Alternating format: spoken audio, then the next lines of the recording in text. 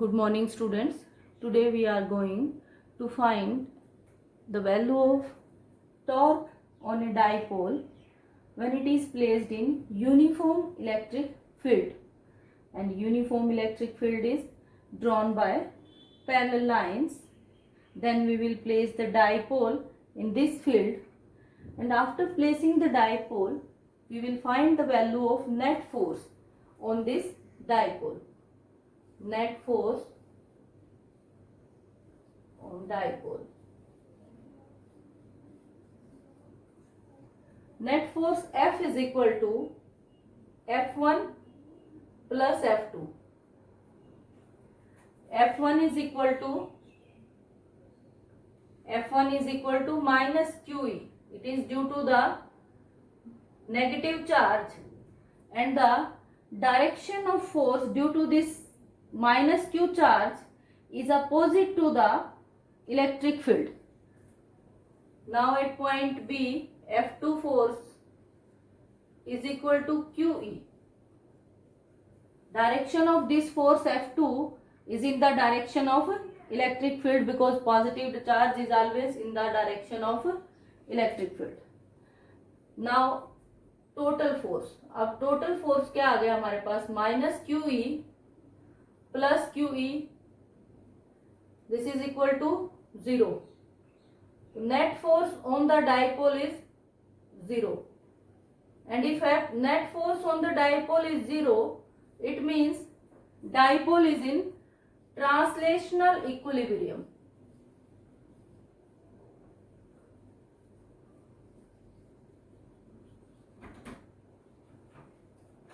So if we place a dipole in uniform electric field, then the net force on this dipole is 0, and it means dipole is in translational equilibrium but not in rotational equilibrium.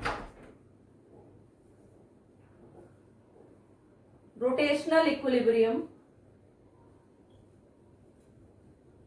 because here two equal and opposite charges acts on the dipole, plus Q and minus Q, and if two equal and opposite charges exert forces of equal magnitude but different directions, ये जो forces हैं दोनों ही equal magnitude के हैं but दोनों की direction क्या है? अपोजिट है. दोनों ही डिफरेंट लाइन ऑफ एक्शन के अलोंग एक्ट कर रहे हैं. F2 का लाइन ऑफ एक्शन ये है और F1 की लाइन ऑफ एक्शन ये है. F1 फोर्स की लाइन ऑफ एक्शन ये है. ठीक है. अब ये दोनों डिफरेंट लाइन ऑफ एक्शन के अलोंग एक्ट करते हैं, तो it means they form a couple and they tend to rotate the dipole. वो क्या करने की कोशिश करेंगे? डाइपोल को रोटेट करने की कोशिश करेंगे. कहां से? Along the axis of the dipole. और जो डाइपोल का एक्सिस होगा वो कहां होगा? सेंटर ऑफ मास पे. सेंटर ऑफ मास के अलोंग डाइपोल को रोटेट करने की कोशिश करेंगे. यहाँ ये एक्सिस होगा तो वो डाइपोल को क्या करेंगे? ऐसे रोटेट करने की कोशिश करेंगे. इट मींस जो डाइपोल है वो कैसे रोटेट करेगा? ऐसे. अगर इसको हम डायरेक्टली डाइपोल से देखें तो ये हमारा हो गया पॉजिटिव चार्ज, ये हो गया नेगेटिव चार्ज, ये फोर्स है F1 और ये फोर्स है F2. अब ये दोनों फोर्सेस क्या कर रहे हैं? सेंटर ऑफ मास के अलोंग एक्सिस हो गई, तो यहाँ इस डाइपोल को ऐसे रोटेट करने की कोशिश करेंगे, यानी कि रोटेट करेंगे. और ये कैसी रोटेशन होगी? Clockwise rotation. It tends to rotate the dipole in clockwise direction. It means if two pair of equal and opposite forces acts on a dipole and have different line of actions, then they produce a torque. तो वो क्या produce करते हैं? Torque produce करते हैं. And torque is equal to force. Torque tau is equal to force into perpendicular distance from the line of action of the force. Perpendicular distance. अब वो perpendicular distance कहां से लेंगे? देखो ये परपेंडिकुलर डिस्टेंस हमारा बनता है, ये सेंटर ऑफ मास है, यानी कि एक्सिस कहां है? यहाँ पे. तो ये हमारा है प्लस क्यू चार्ज, इसका परपेंडिकुलर डिस्टेंस इससे क्या बन गया ये, ठीक है। और अगर मैं ये चार्ज लूं -q, तो इसके लिए परपेंडिकुलर डिस्टेंस क्या हो जाएगा, देखो इसी से देखना है हमें, इसी पॉइंट से। तो ये परपेंडिकुलर डिस्टेंस हमारा हो गया ये, ठीक है, ऐसे हो गया। अब देखो एक तो मेथड ये है कि हम इनको अलग अलग निकाल लें, इसको निकाल लें और इसको निकाल लें। भाई जो चार्ज प्लस क्यू है ये T1 टॉर्क एक्सर्ट करेगा, इसको निकाल लें, और फिर ये T2 एक्सर्ट करेगा, इसको निकाल लें, और हम टोटल टॉर्क को क्या करें, total torque tau is equal to tau one plus tau, ऐसे भी कर सकते हैं। दूसरा ये है कि अब इसने क्या लिया, देखो दोनों डिस्टेंसेस, अगर ये इतना, तो इस डिस्टेंस को अगर हम यहां ड्रॉ करें ऐसे, तो हम इसको डायरेक्टली भी निकाल सकते हैं। कैसे, डायग्राम को एक बार देख लेते हैं। ज्यादातर बुक्स में आपकी क्या लिया गया है, इसको एक ही ट्रायंगल से लेके निकाल दिया गया है सीधा टॉर्क को। तो हम ऐसे ही कर लेते हैं।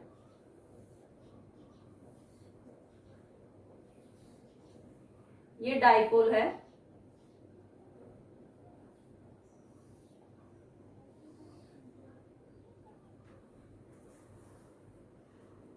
फोर्स F2 और F1, this distance is 2a। अब देखो हमने क्या किया था, इतना डिस्टेंस और ये इतना डिस्टेंस, इन दोनों को हमने इकट्ठा मान के एक ही ट्रायंगल ले लिया। अब एक से ही हम निकाल सकते हैं A, B और ये हो गया M, ठीक है। अब परपेंडिकुलर डिस्टेंस क्या बनेगा हमारा, ये BM, ये टोटल डिस्टेंस हमें निकालना है BM। अब BM क्या होगा, देखो ये एक राइट एंगल ट्रायंगल है, तो BM divided by AB is equal to sine theta, then BM is equal to AB sine theta and AB is equal to 2a, तो it means this is equal to 2a sine theta. Now torque tau is equal to force into perpendicular distance, तो ये आ गया हमारे पास F into 2a sine theta, and we know F is equal to Q into E। Charges are of equal and opposite, equal magnitude and opposite direction, तो हम एक क्या ले सकते हैं, चार्ज को तो Q ले सकते हैं। तो ये आ गया हमारे पास QE into 2a sine theta.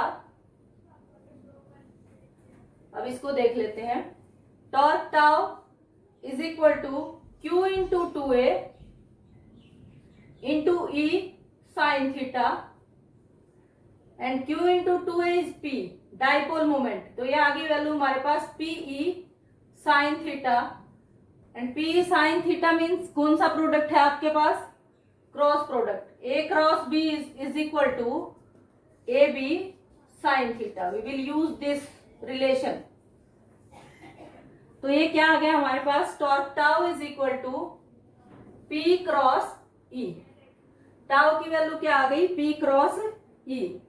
अब इस टॉर्क की डायरेक्शन क्या है, direction of torque is perpendicular to the plane containing P and E। ये एक बार देख लेते हैं, मान लो this is electric field E और ये डाइपोल मोमेंट है, dipole moment makes an angle theta with E, तो ये डाइपोल की डायरेक्शन है। अब टॉर्क को हम कहाँ रिप्रेजेंट करेंगे, अब ये कह रहा है कि torque is perpendicular to the plane containing P and E। अब मैं यहां से देखूं इसको, अगर रूल अप्लाई करते हैं हम, तो ये आ गया हमारे पास टॉर्क की डायरेक्शन। ये देखो ये P और E है, इसको ऐसे रोटेट करेगा, ठीक है, ऐसे रोटेट करेगा। तो इसको हम ऐसे बना सकते हैं, डॉटेड में ड्रॉ कर देते हैं, ऐसे डॉटेड लाइन से ऐसे ड्रॉ कर देते हैं इसको, टॉर्क को, ठीक है। अब नेक्स्ट थिंग क्या है, जब ये डाइपोल है, डाइपोल इलेक्ट्रिक फील्ड में हमने रखा हुआ है, तो इस डाइपोल को इलेक्ट्रिक फील्ड में रखने की डिफरेंट सिचुएशंस हो सकती है, केसेस हो सकते हैं। हम कैसे रखेंगे तो कितना टॉर्क प्रोड्यूस होगा, ठीक है। तो हम केसेस डिस्कस करते हैं इसके, कि when the dipole is placed in the direction of field. First case क्या है, व्हेन P, डाइपोल मोमेंट को ले लेते हैं, या dipole is in the direction of field.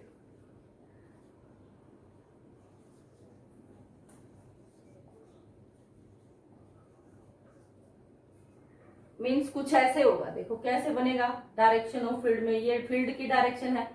It means अब हम डाइपोल को कैसे रख रहे हैं, डाइपोल क्या है, ये माइनस चार्ज, ये प्लस चार्ज, और ये ऐसे रख दिया, ठीक है। अब डाइपोल की डायरेक्शन क्या है, ये फील्ड की डायरेक्शन भी क्या है, यही है, ठीक है। अब इन दोनों के बीच में एंगल कितना है, angle theta is equal to 0 degree, and if theta is 0 degree then torque tau is equal to PE sine 0, it means tau is equal to 0। अभी देखिए हमने क्या किया था, जब टॉर्क को हम यूनिफॉर्म इलेक्ट्रिक फील्ड में रख रहे थे, देन नेट फोर्स क्या आया था हमारे पास, दैट इज 0, ठीक है। अब इस कंडीशन में अगर हम देखें, when dipole is in the direction of E, F is 0 and tau is also 0। अब ये दोनों ही 0 है, दोनों 0 है, तो इस केस में जो डाइपोल है that is in stable equilibrium.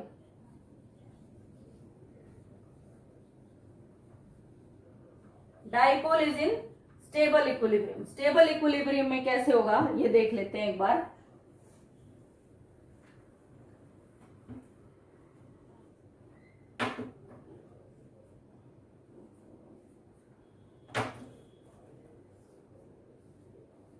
Stable equilibrium,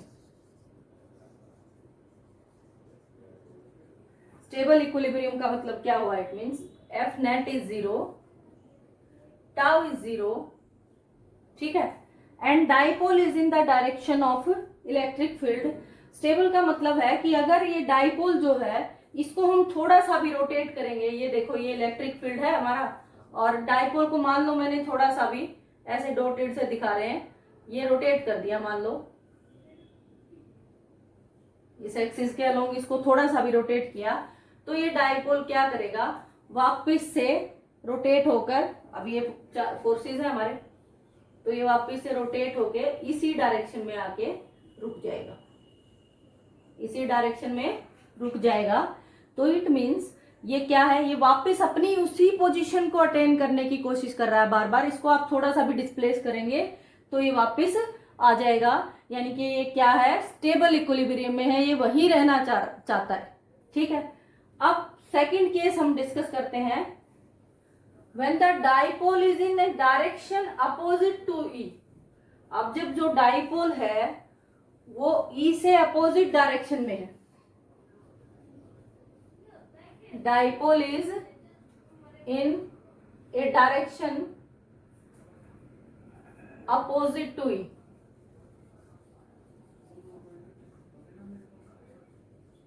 वो कैसे होगा उसको भी देख लेते हैं। ये इलेक्ट्रिक फील्ड की डायरेक्शन है, ये इलेक्ट्रिक फील्ड है हमारा। अब डाइपोल इससे अपोजिट है, इसका मतलब ये नेगेटिव और ये पॉजिटिव, ये चार्जेस हम ये ऐसे प्लेस कर दिए, तो इसकी डायरेक्शन क्या होती है डाइपोल की, नेगेटिव टू पॉजिटिव।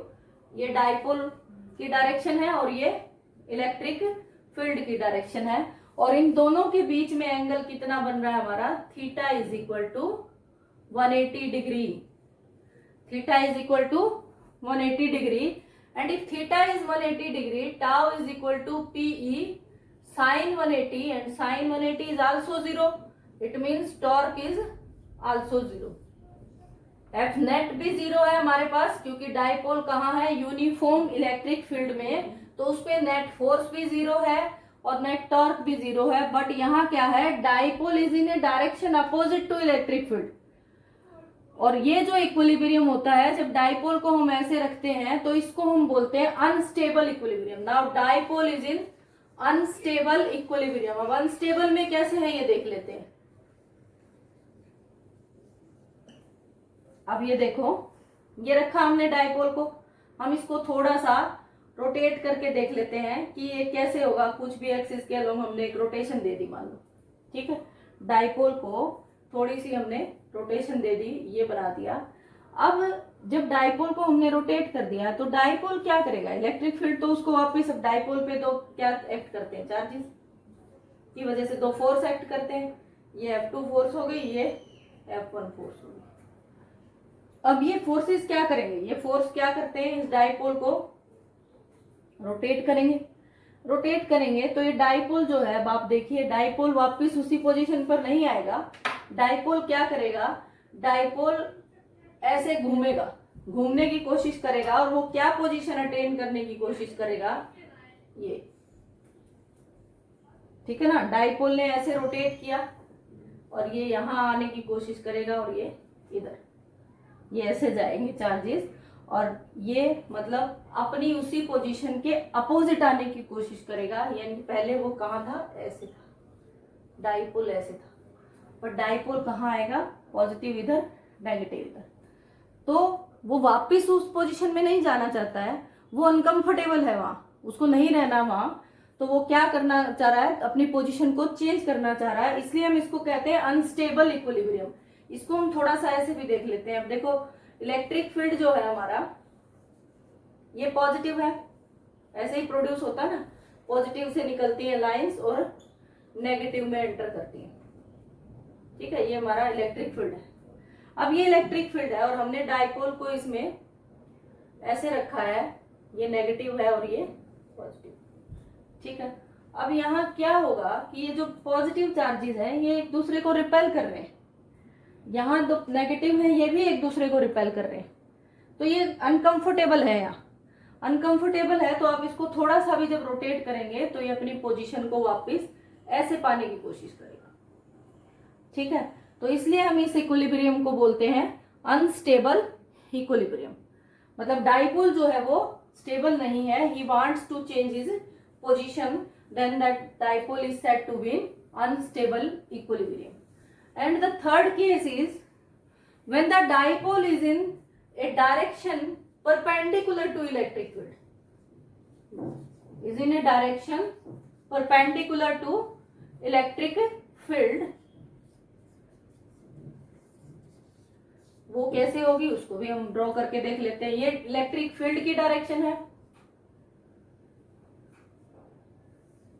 अब डाइपोल इस फील्ड के परपेंडिकुलर, मतलब डाइपोल को हमने कैसे रखा है, ऐसे, ये नेगेटिव और ये positive.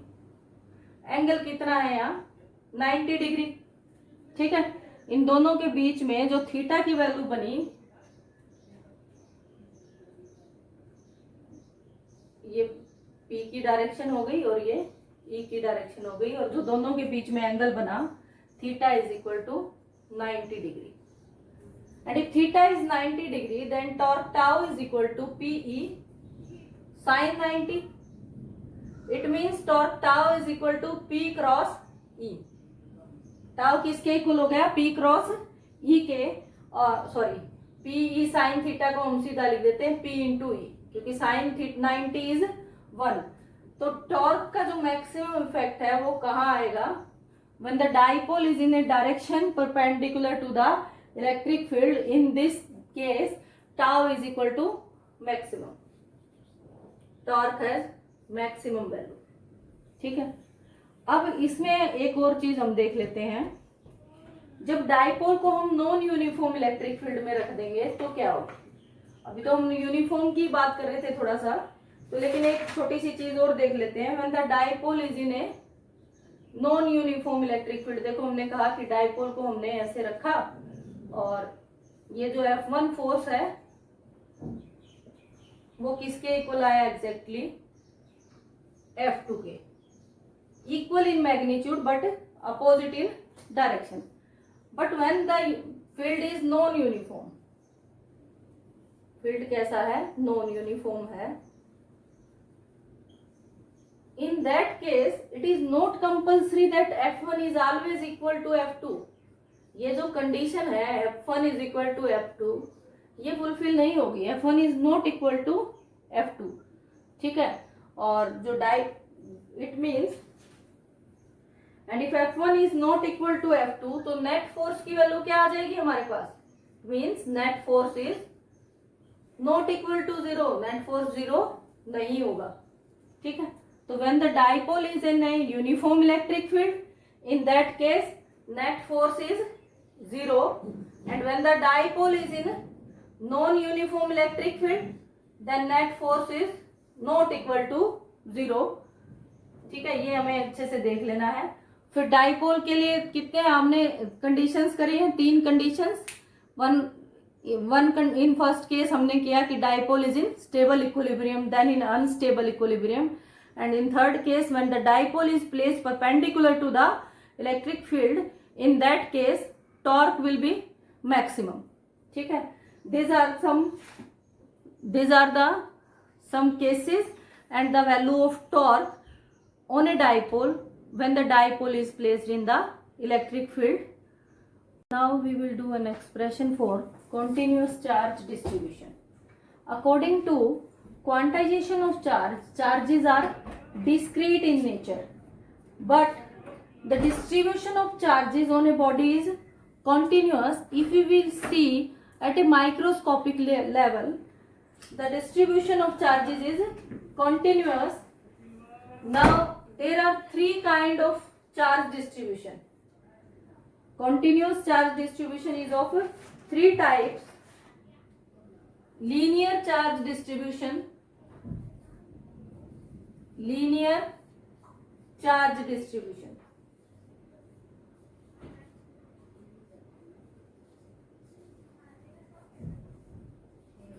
If a charge is distributed along a line,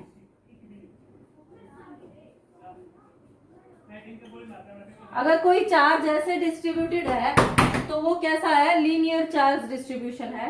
and linear charge distribution, if charge is distributed linearly, then linear charge density,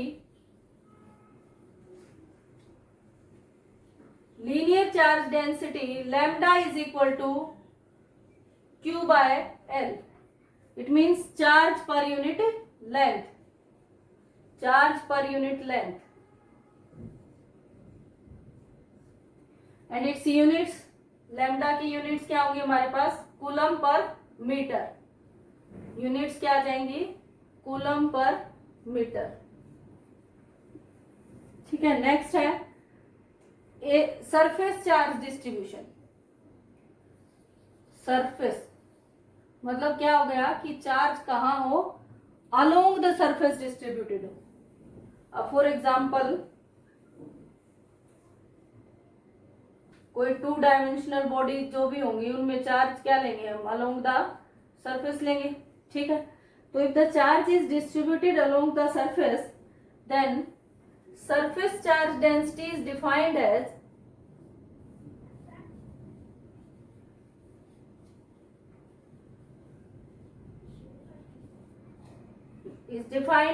charge per unit area. Charge per unit area, and it is written as sigma. So sigma is equal to Q divided by A, and the units of sigma are, units क्या हो जाएंगी sigma की, coulomb per metre square. units are coulomb per metre square. ठीक है, next there are 3 kind of charge distribution. And the third one is volume charge distribution. Third is volume charge distribution. मतलब कोई cubicle surface है, कोई कमरा ही है मान लो आप, ठीक है ना, उसमें कैसे होगा चार्ज डिस्ट्रीब्यूशन, तीनों कोऑर्डिनेट्स आ जाते हैं ना उसमें, तो उसमें चार्ज डिस्ट्रीब्यूशन कैसे होगा, अलोंग द वॉल्यूम। ऐसी सरफेसेस का हम क्या फाइंड आउट करते हैं, वॉल्यूम निकालते हैं, तो चार्ज डिस्ट्रीब्यूशन भी कैसे होगा, अलोंग द वॉल्यूम। तो हम कहते हैं कि charge is distributed along the volume, then volume charge density. Volume charge density को हम नाम देते हैं rho. This is equal to charge per unit volume. Volume charge density is defined as charge per unit volume Q by V, and units of volume charge densities are coulomb per metre cube. ठीक है, तो ये 3 kind of charge distribution है। ये अब हम आगे जब इलेक्ट्रिक फ्लक्स में करने के बाद इलेक्ट्रिक फील्ड की वैल्यू निकालेंगे डिफरेंट डिफरेंट केसेस में, तो हमें इसका यूज करना होगा। हमें इसलिए पता होना चाहिए कि charge densities, if charge is distributed along line तो चार्ज डेंसिटी की क्या वैल्यू होगी, if charge is distributed along area then what is the value of charge density, and if charge is distributed along the volume then what is the value of volume charge density. Now okay, thank you.